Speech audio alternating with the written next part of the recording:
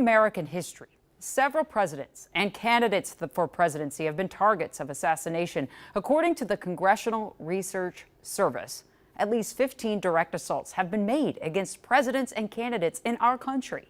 Tonight, Danny walks us through this history and the parallels to what happened this weekend.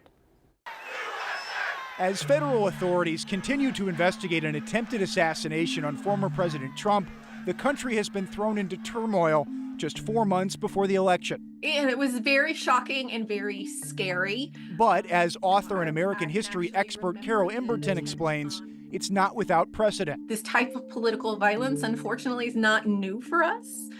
We haven't seen it recently, thank goodness, but history does provide us with some tragic examples. Although recent presidents have been targeted, you have to go back more than 4 decades to find the last sitting president to actually be shot.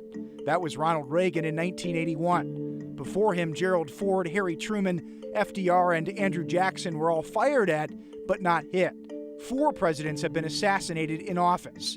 2 you definitely know, Abraham Lincoln and JFK, and 2 you might be less familiar with, James Garfield and William McKinley.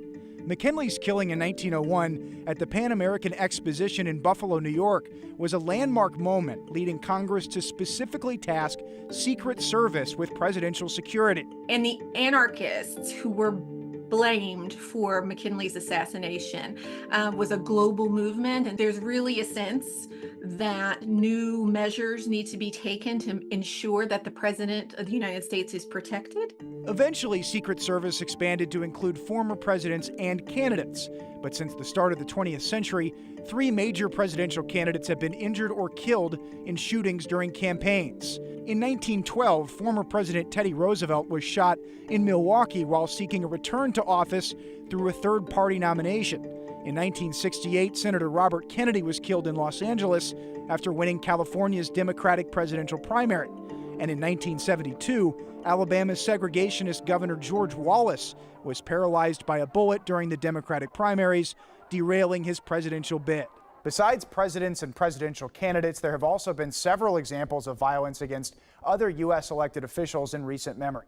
That includes shootings of U.S. Rep. Gabby Giffords in 2011 and Steve Scalise in 2017, and the kidnapping plot against Michigan Governor Gretchen Whitmer in 2020.